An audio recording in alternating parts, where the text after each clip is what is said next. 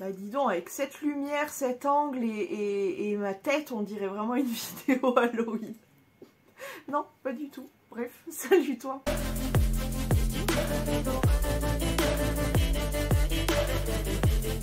Alors aujourd'hui en commentaire tu me mets cet emoji et comme je vous l'ai annoncé dans une vidéo précédente, j'ai décidé de me lancer dans le genre de courrier du cœur. Alors on va commencer par une grosse vidéo, donc je vais pas faire patienter plus que ça, etc. Je vais pas... on va lire l'histoire de Elodie. Donc Elodie qui a décidé de se confier sur, je cite, ma pire histoire d'amour, celle qui m'a brisée. Je l'ai survolé, je l'ai lu un petit peu et oui je comprends. Alors c'est pas forcément une histoire sur laquelle je vais vraiment pouvoir rebondir, tout simplement parce qu'elle a fait déjà son tracé dans cette histoire et tout, elle a compris, elle sait les choses maintenant, donc je vais pas forcément rebondir là-dessus, mais je vais peut-être donner mon avis. Bon voilà. Bref, donc on va lire tout de suite son histoire et on revient, je vous reviens après. Coucou Amy, au travers de ta vidéo, j'ai eu envie de te raconter ma pire histoire d'amour, celle qui m'a brisée. Cette histoire m'a changé à jamais, qui m'a fait prendre conscience qu'il ne faut jamais faire confiance à personne. Le bonheur est éphémère et que mélanger le travail et l'amour, c'est dangereux. Je commence par le début, désolé pour le pavé. Contexte, février 2016, je décide de tout quitter pour aller m'installer au Portugal, à Lisbonne. Là-bas, j'ai un travail qui m'attend pour le service client de Wish, qui offre l'appartement en colocation dans le contrat. Mai 2016, il y a un garçon qui vient d'arriver chez Wish, il s'appelle Tom. Ça n'a pas été coup de foudre de suite, déjà car physiquement ça n'était pas mon style, qui était bien plus jeune que moi. Cependant, lui et moi et nos autres collègues, on devient super potes, on passe beaucoup de temps ensemble, au taf et en dehors. Pendant l'été, Tom et moi, on s'est beaucoup rapprochés, on est devenus vraiment très potes, on se confie énormément l'un à l'autre. Un soir de juillet, on s'est embrassés, mais on était super bourrés. Alors on n'a jamais reparlé de ça jusqu'à septembre. C'est son anniversaire, on sort en boîte pour l'occasion, on passe une super soirée. Et je ramène 2-3 potes, dont lui, pour un after dans mon appart. Vers 13 h, tout le monde part sauf Tom qui, à l'époque, il habite plutôt loin. Alors je décide de lui prêter mon canapé. Finalement, ça part en vrille et il vient dormir avec moi. Je ne vous fais pas un dessin. Notre relation débute donc en septembre 2016. Et au début, c'était tout simplement magique. On est parti en vacances un mois après, aller visiter des villages du Portugal. On a été à Porto, qui est la ville la plus romantique selon moi. On passait notre temps à rigoler. Je n'avais jamais connu une relation comme ça. J'étais sur un petit nuage car cette relation me tirait vers le haut. 4 mois après, une place se libère dans mon appartement et il s'installe avec moi. Dans la foulée, j'ai eu une promotion en tant que manager chez Wish. Et malgré que je sois devenue sa chef, tout se passe très bien. Lui et moi, on a 2 petits frères du même âge qui viennent de terminer leurs études en France. En même temps, on les fait venir au Portugal, toujours dans notre groupe, dans notre grande secte Wish. Vraiment, je ne pouvais pas être plus comblée à ce moment-là, aucune ombre sur le tableau. Et puis arrive novembre 2017, ça faisait donc 1 an et 2 mois que nous étions ensemble. Je forme 15 nouvelles personnes pour venir travailler chez Wish et dans le lot, il y a cette fille, Tania. Je suis toujours, à l'heure actuelle, incapable d'expliquer ce sentiment au moment, mais directement, je ne l'ai pas senti du tout, cette fille. Ne croyez pas que c'est de la jalousie, car au travail, il y avait des filles absolument sublimes, et elle était loin d'être la plus canon, mais je sais pas, un mauvais pressentiment, je l'ai trouvée fausse, sournoise, mais je suis manager, je me dois d'être complètement impartiale et professionnelle, et il est hors de question de faire du délit de faciès. Cette fille, malgré le nombre d'employés considérable à Wish, à ce moment-là, on était plus de 120, rappelez-vous le buzz en 2017, devient pote avec mon frère et mes potes, et surtout une des meilleures amies potes collègues de l'époque, Andrea. Je ne reste pas sur ma première impression, tout le monde l'adore, je dois m'être trompée sur son compte. Je fais quelques soirées où elle est là, je vais passer sur les détails, mais malgré mes tentatives de changer d'avis, cette fille me met mal à l'aise. En 2023, j'entends parler du terme « Pick Me Girl » sur TikTok. Je ne sais pas si tu connais Amy, mais ça résume parfaitement cette fille. Alors je ne le connaissais pas, et du coup je fais une petite parenthèse, et du coup je vais vous mettre une petite expliquementation, on va dire. Oui, c'est un mot créé par moi depuis très longtemps. Mais une petite expliquementation juste ici pour comprendre un peu, du coup ce qui m'a aidé à comprendre la chose. Je vais passer tous les détails et l'histoire la concernant, mais je commence à tellement la détester que je me souhaite plus sortir quand elle est là. Mes potes, Andrea, mon frère, tout le monde l'adore et ne me comprend pas. Je me souviens d'une conversation à une terrasse de café pendant la pause déj avec Andrea et mon frère, où les deux me disaient que je me faisais des idées, que j'abusais clairement sur cette fille qui ne m'a rien fait. Pourtant, je ne suis pas quelqu'un qui déteste sans raison et je n'ai pas vraiment d'ennemis. Elle couche avec beaucoup de mes collègues en fin de soirée, mais encore une fois, ce n'est pas ça le problème chez elle, c'est vraiment sa personnalité et toujours ce mauvais pressentiment. Il faut savoir que mon mec n'a pas d'interaction avec elle à ce moment-là. On est nombreux sur Wish et je les vois jamais parler, même en soirée. Revenons à mon couple maintenant. Décembre 2017, mes chefs me demandent de travailler 2 nuits pour le mois de décembre. J'accepte, je monte un groupe d'employés volontaires et on passe un mois dans notre bulle à bosser de 22 h jusqu'à 7 h du matin. La journée, je dors, mon mec, lui, commence à 7 h, on est complètement en décalé. Pendant ce mois-ci, on se voit pas beaucoup, le soir parfois, il dort, moi je pense qu'à mon travail, je suis encore pas loin d'une nouvelle promotion, je bosse comme une acharnée. Arrive janvier et je passe aux heures de jour. Je sors de ma bulle et découvre que Andrea et Tania sont tout le temps ensemble. Andrea ne mange même plus avec moi car je cite « De toute façon, tu l'aimes pas, donc c'est de ta faute. » Super la pote. Tom, lui, est distant, il me reproche plein de trucs par rapport au travail, il devient chiant sur des détails, il me pète les plombs pour rien. Ça me détruit. C'est comme si pendant un mois où je ne suis plus là, tout a changé. Je ne comprends pas les gens, mes potes m'invitent plus car il y a Tania et c'est leur nouvelle pote maintenant. Et elle est soi-disant mal à l'aise avec moi car elle sait que je ne l'aime pas. Je suis aussi sa chef directe, donc elle va se faire passer pour une victime devant les autres. Pourtant, je n'ai jamais été mauvaise avec elle. Je lui accordais des vacances quand elle le voulait, je restais toujours très pro. À part mon petit frère, toujours de mon côté, les gens ont changé avec moi. De la chef cool qui faisait plein de soirées, les gens maintenant me critiquaient, me tournaient le dos sans raison. Je me disais qu'ils étaient jaloux à cause de ma future promotion. En tout cas, je ne pensais pas mériter ça, mais je me remettais beaucoup en question. Et si j'avais abusé de pas aimer Tania et de le faire savoir, après tout, elle ne m'avait rien fait.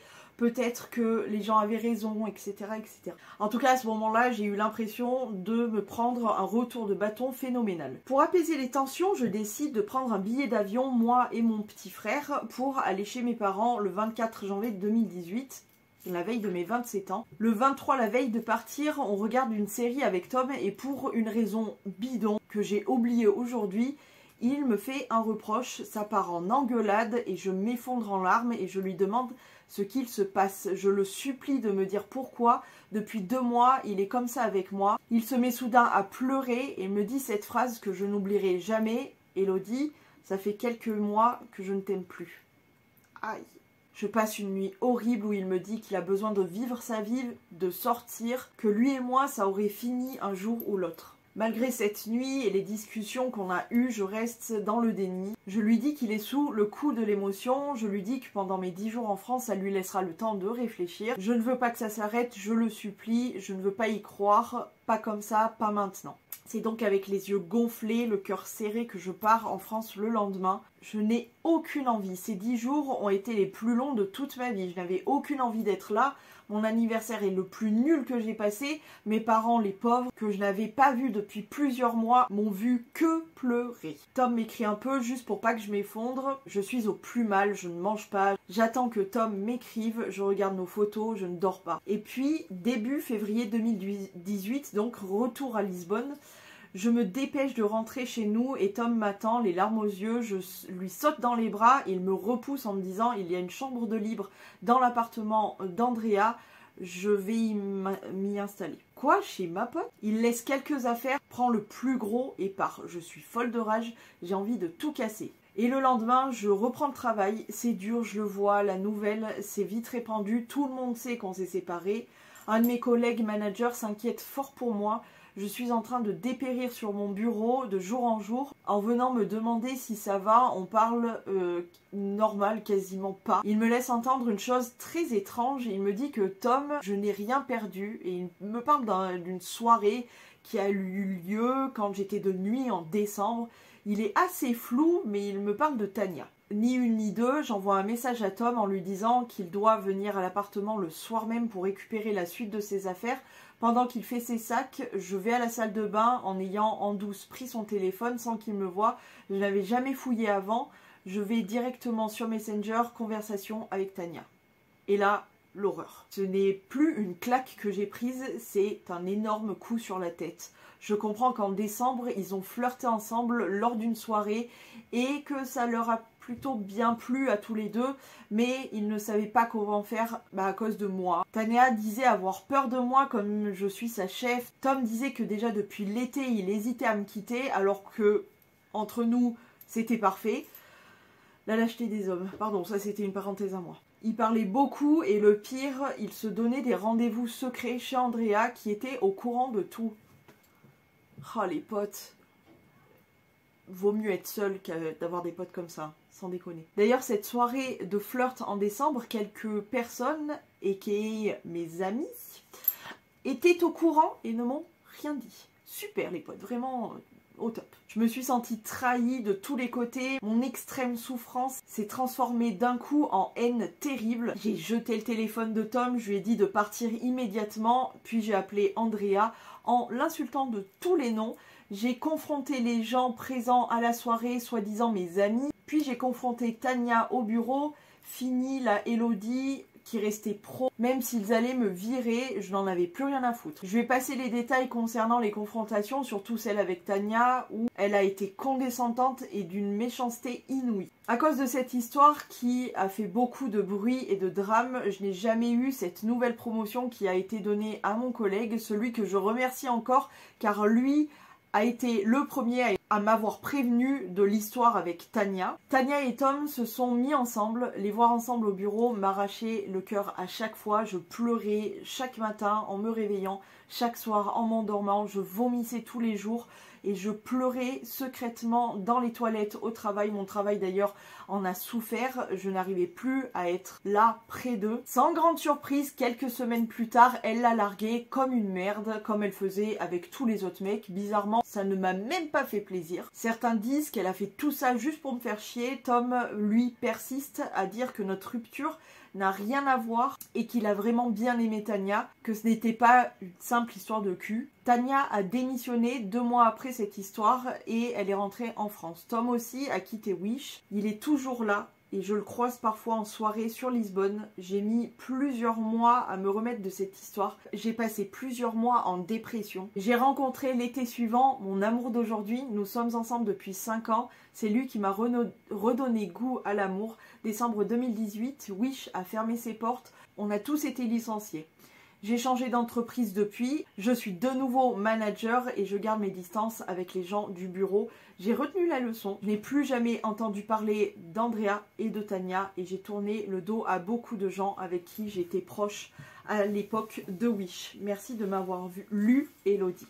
Merci à toi, Elodie, de nous avoir partagé ton histoire qui honnêtement m'a fait mal au cœur pour toi parce que, alors, hormis la grosse leçon que tu t'es pris, parfois on s'attend pas forcément à découvrir quelqu'un comme ça, un petit peu au hasard, genre, c'est pas ton style. Ça, c'est la vidéo d'hier, du coup, qui a fini. Vous voyez les coulisses un petit peu. Parfois, on s'attend pas forcément à tomber in love de quelqu'un qui nous plaît pas de prime abord physiquement, c'est pas notre style, etc. Et puis finalement, on s'entend bien, on développe des sentiments tout doucement en connaissant la personne, tout simplement. Mais c'est vrai que là, quand même, le mec a fait preuve d'une lâcheté incommensurable, mais il faut bien vous mettre un truc en tête. Et c'est quelque chose qui malheureusement est très masculin et c'est quelque chose que vraiment je retrouve relativement souvent dans beaucoup d'histoires. C'est que le mec va préférer vous mentir, vous trahir, vous tromper, enfin vraiment les pires saloperies du monde, plutôt que de porter ses coronesses et venir vous dire écoute voilà. Non, il faut toujours qu'il y ait un passif, qu'il y ait une tromperie, qu'il y ait quelque chose comme ça, dans le même style, pour qu'ils prennent leur corollaire et qu'ils disent, quand ça pète, quand vraiment on voit que la situation se dégrade, que les deux personnes se détachent, etc., là, il va finir par cracher le morceau, mais t'as vu, il a quand même fallu des mois avant de cracher le morceau, c'est quand même un truc de fou. Et alors, franchement, dans cette histoire, on remerciera grandement tes potes, qui, franchement, alors, Évidemment, à l'époque, tu ne pensais pas tout ça, mais franchement, mais vraiment, comment dire, mais quel culot de continuer à te regarder en face, de faire semblant d'être ton pote alors que son mec l'a trahi et ses potes ne sont même pas capables d'être en fait des potes tout simplement et de lui dire. Alors peut-être qu'il y avait un peu entre guillemets conflit d'intérêts entre le fait que Tom soit peut-être l'ami aussi de tes amis et toi qui étais leur ami aussi, mais quand même d'être au courant de tout et de ne rien dire, je sais pas comment les gens font. Moi je suis tellement quelqu'un d'entière, vraiment, moi je vois cette scène, je peux pas m'empêcher d'aller voir ma pote et de lui dire voilà, écoute ton mec il est pas sérieux. Et je prends même des petites photos, des trucs comme ça, tu vois. Autant quand c'est pas mes potes, j'ai tendance entre guillemets à en avoir rien à foutre.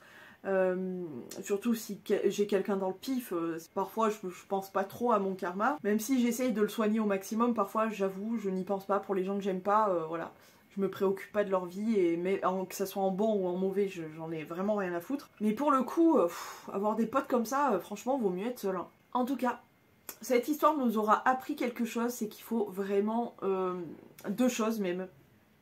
Tout d'abord, ne pas s'arrêter sur une première impression, physique ou peu importe. On peut découvrir de bonnes personnes, des personnes avec qui on va vivre une histoire. Après, elle se termine dans de bonnes ou de mauvaises conditions. C'est autre chose. Mais voilà, ne jamais s'arrêter réellement finalement aux premières impressions parce qu'on peut découvrir bien plus après. Et deuxième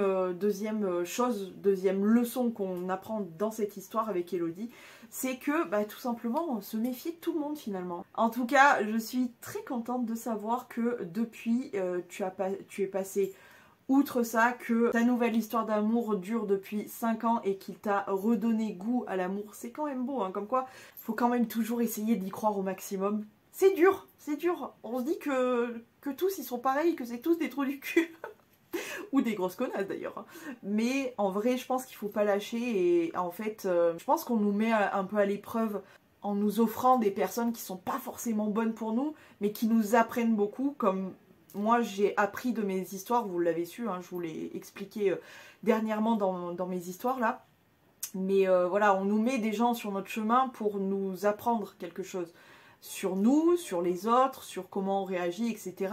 Et finalement, c'est toujours un mal pour un bien. Oui, je sais, c'est difficile à croire que moi que je puisse dire ça comme ça, mais oui, chaque histoire, bonne ou mauvaise, nous apprend quelque chose. Merci encore une fois, Elodie, d'avoir participé, de nous avoir tout simplement écrit ton histoire.